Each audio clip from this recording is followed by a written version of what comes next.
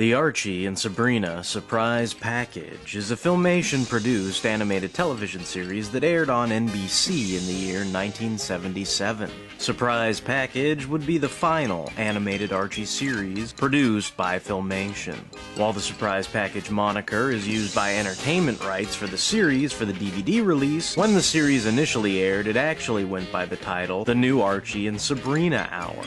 The first half of the hour made up reruns of the Archie show, while the second half hour usually had brand new segments that featured Sabrina the Teenage Witch. The format did not work to boost ratings as the network had hoped, and eventually the series became retrofitted into two separate series titled Archie's Bang Shang Lollapalooza Show and Sabrina Super Witch.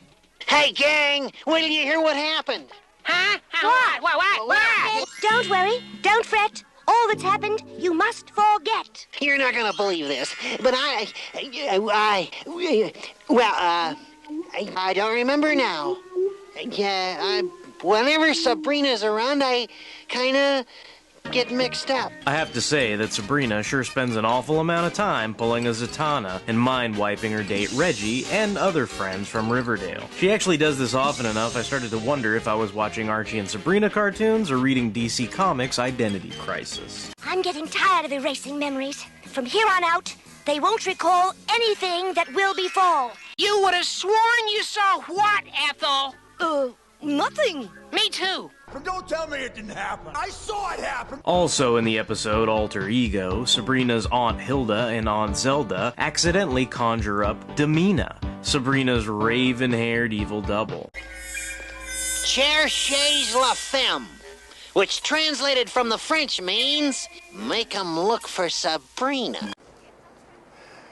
Cherchez la femme.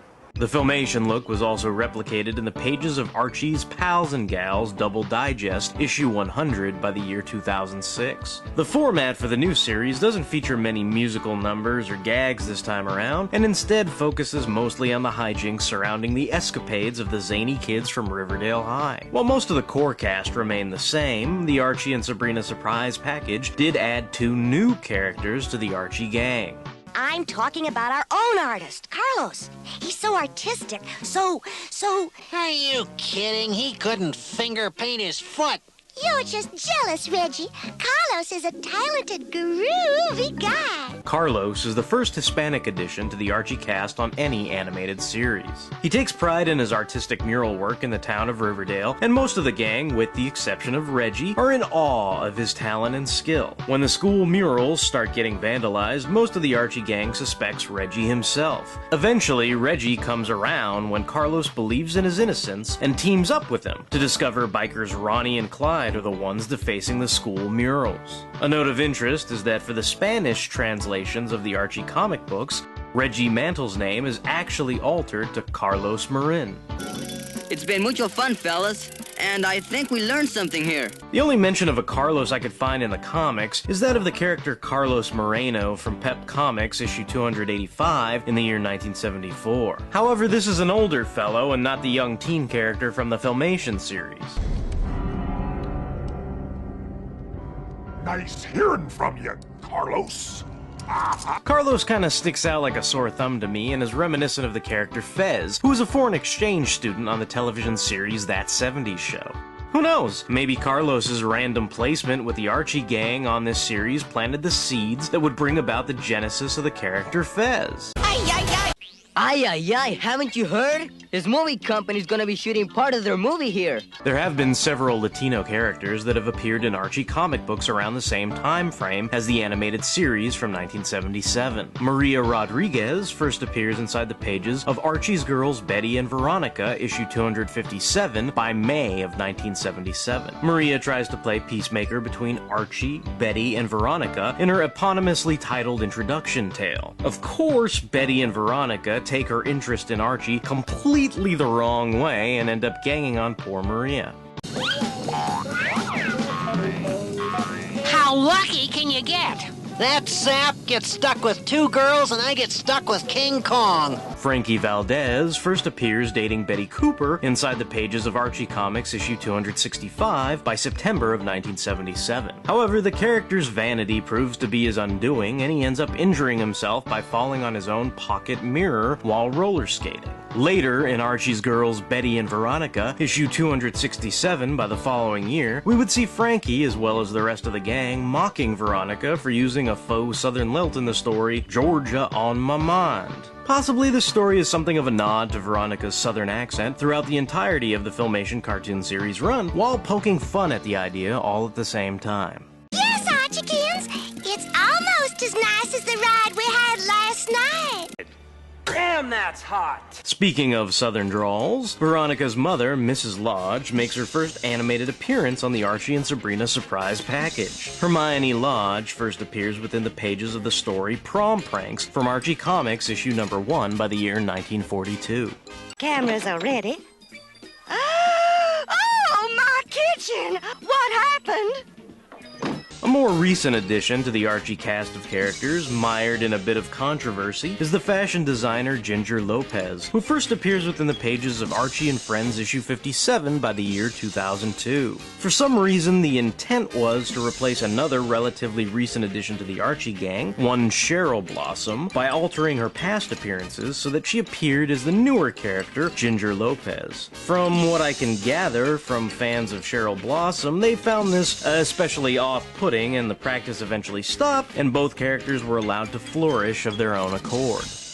This should be easy. Even a 2-year-old can do it. Also, that's not Jughead making the moves on Cheryl Blossom or Ginger Lopez there. It's actually the mirror image of his cousin named Nathan, whose first and only appearance to date is in Jughead Jones' Digest magazine, issue 100 from the year 1996. Similarly, in the episode titled Me and My Shadow, Jughead appears to be acting completely out of character until it is revealed that he has a lookalike cousin named Ace.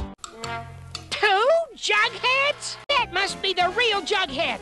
Then you must be Cousin Ace. Jughead also has a little cousin who is his spitting image as well, named Souphead Jones. Souphead first appears within the pages of Archie's Pal Jughead Annual number 1 by the year 1953. Also, a little known fact is that the character Bingo Wilkin from the Archie Comics series That Wilkin Boy is also a cousin of Jughead Jones. The cousin connection first came to light by the year 2005 inside the pages of Jughead and Friends Digest number 5. Bingo, of course, first appears within the pages of That Wilkin Boy, issue number 1 from the year 1969. A funny thing happened to me on my way over here. I made it. Another episode of interest is titled Track and Field, where thanks to a magic mix-up from Sabrina, Moose Mason pretty much ends up with Grimlock's new brain. With some Autobots, you have to explain everything. That's everything there is to biomedicine.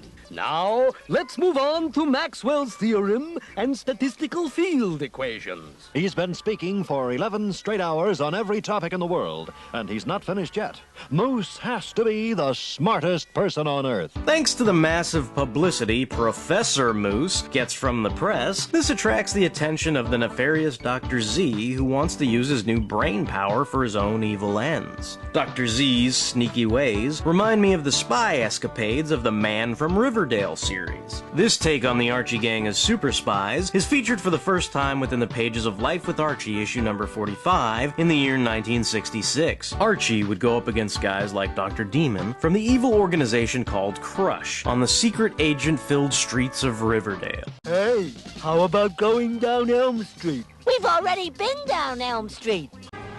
Every town has an Elm Street.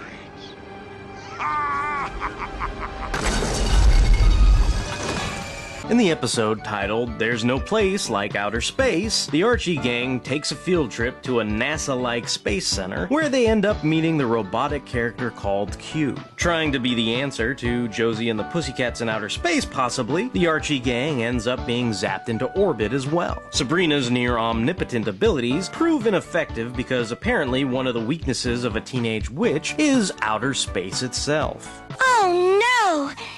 Being in outer space has temporarily spaced out my magic. Because of Dilton Doyley's quick thinking, when the kids get stuck into outer space, the Space Center ends up giving the robot to Dilton as some sort of thank you present. Take me home, Daddy. I did find it odd at first that Q constantly refers to Dilton as his daddy, when in this introductory episode we're led to believe the robot was created by these NASA stand-ins and not Dilton himself. However, in later episodes, the inference is that Dilton built Q all on his own. Sorry, Dad. I think I overreacted. No, Q, I overreacted when I built you in the very first place. No, Dad. I'm more than just a pretty face. Stop! Before I made you what you are today, you were nothing but a bunch of nuts and bolts on a shelf in a hardware store. So did Dilton build Q the robot himself? Or did the Space Center give the robot to the young budding scientist? He doesn't understand! This is actually later addressed by the suggestion that both events happened. Dilton got Q from the Space Center folks, yet he also rebuilt him as well. I remember him. He's a robot from the Space Center. The relationship between Q and his daddy, Dilton, is actually reminiscent to me of Screech Powers and his robot, Kevin, from the television series Saved by the Bell. Dilton Doyley, master inventor, and sometimes mad scientist, receives his very own one-shot comic book by the year 1989 titled Dilton's Strange Science. Q is also disturbingly retrofitted as some kind of robot chick in order to teach Reggie a lesson on how to properly treat women. With the robotic Q gaining a female form, I couldn't help but to think of the creepy Build-A-Friends from Jack Kirby's OMAC comics, or the Major from Shiro Masamune's Ghost in the Shell. This is tearing me apart. You're tearing me apart, Lisa! For the last Filmation Archie cartoon, it went out more with a whimper than with a bang. The new character additions are signs that the show is on its last legs and desperate for any jolt of new life they could muster up. Essentially, the Archie and Sabrina surprise package is repurposed Filmation footage from previous series from the late 1960s, and while they had original stories, the majority of them feel as though you're watching some kind of patchwork quilt in motion. One minute Archie is police chief for the day, the next the gang is opening up a detective agency, and the day after that the kids are almost turned into frogs by Della the head witch while going on a simple picnic, or the students from Riverdale High are going on a field trip that ends with Mr. Weatherby being accosted by Bigfoot in the middle of the night. Oddly enough, the kids provide the standard end of episode laughter in a case where their principal will most likely be raped and killed. I just hope they find happiness together. I just hope they find Mr. Weatherby before dark. Yeah. Unless you're a hardcore Filmation buff or a major fan of Archie and Sabrina, you could probably stand to skip this series. There will be no more of these dumb programs in this house. I recall just walking down the street, trying to escape the city heat. I saw her from the corner of my eye. Yeah, she looked so good I thought I'd die. My heart went bang, shang, lang, bang, shang, lang, bang, shang, lang, bang, bang. My heart went bang, shang, lang, bang, shang, lang, bang, shang, lang, bang, bang. Something said I shouldn't waste no time if I'm ever gonna make her mine. I walked right up and said, how do you do?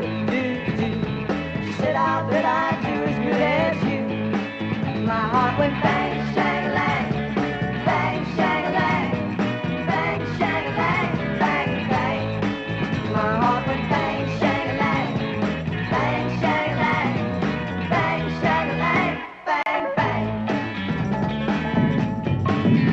I remember when I held her tight, bang, shang, lang, felt like holding dynamite now, bang, shang, lang. What's that ringing in my ear, bang, shang, lang? Tell me ain't those bells I hear, bang, shang, lang, bang, bang, shang, lang, bang, bang, shang, lang, bang, bang, bang, shang, lang, lang, bang, bang, bang, shang, lang, lang. Now she's gonna spend her life with me, and we'll be as happy as can be.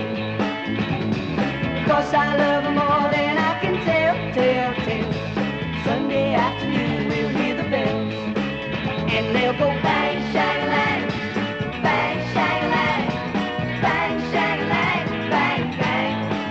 Oh, they'll go bang, shang-a-lang, bang, shang-a-lang, bang, shang-a-lang, bang, bang.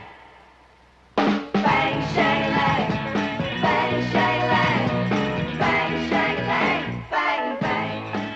Oh, they'll go bang. A funny thing happened to me on my way over here. I made it.